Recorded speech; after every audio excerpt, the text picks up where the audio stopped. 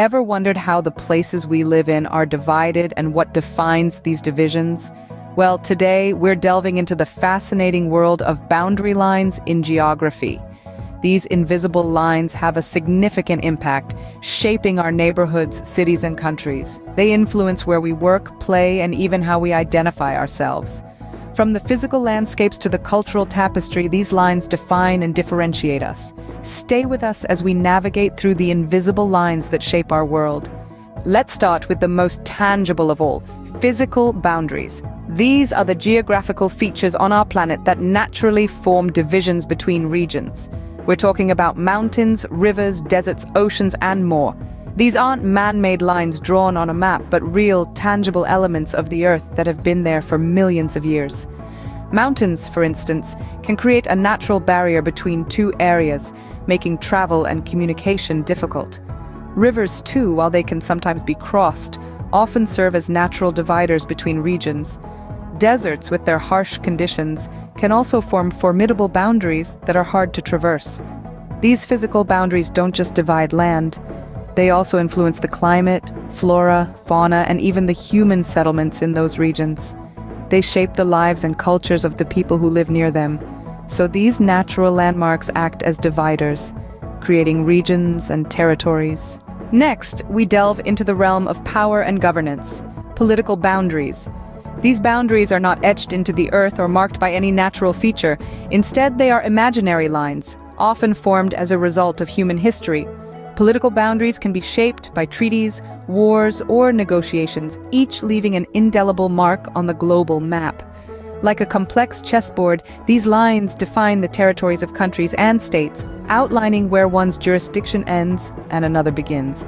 They are an embodiment of power dynamics and historical events, representing the delicate balance of diplomacy and conflict, cooperation, and competition. They can change over time, reflecting shifts in political power, social changes, or territorial disputes.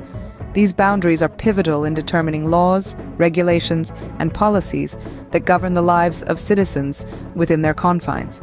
Political boundaries, then, are the lines of power and control.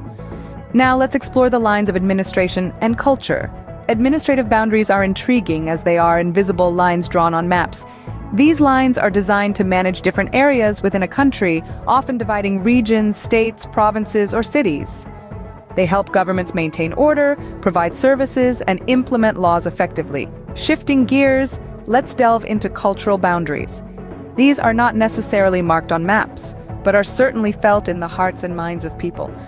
Cultural boundaries are divisions created by differences in language, religion, and traditions.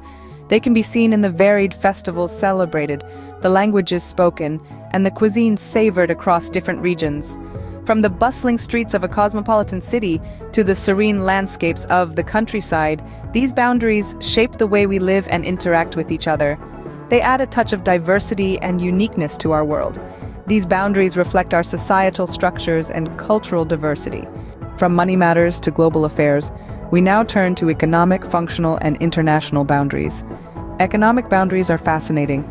They are often invisible lines that determine the flow of resources and trade. Imagine a river brimming with fish. The line that divides the fishing rights between two communities, that's an economic boundary. It's not just about rivers and fish, though. These boundaries can also encompass trade agreements, tariffs, and even economic zones. They shape our economies, determining who gets what and how much. Next, we have functional boundaries. These are more about service provision. Think of your local school district or waste management jurisdiction. These boundaries define where a particular service is provided and who is responsible for it. They play a critical role in our everyday lives, from education to sanitation. Lastly, let's consider international boundaries. These are the lines that separate countries. They are the result of complex negotiations, treaties, and sometimes, unfortunately, conflicts. These lines on a map represent diplomatic relationships and international law. They define who has sovereignty over a specific piece of land or sea.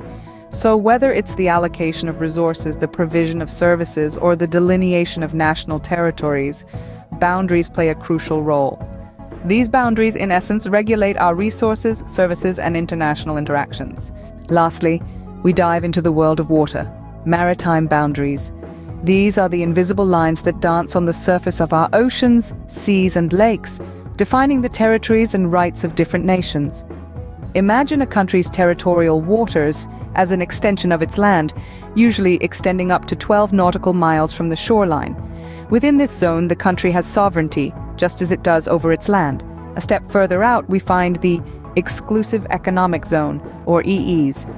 This stretches 200 nautical miles from the shore, giving a nation special rights to explore and exploit the marine resources, both living and non-living.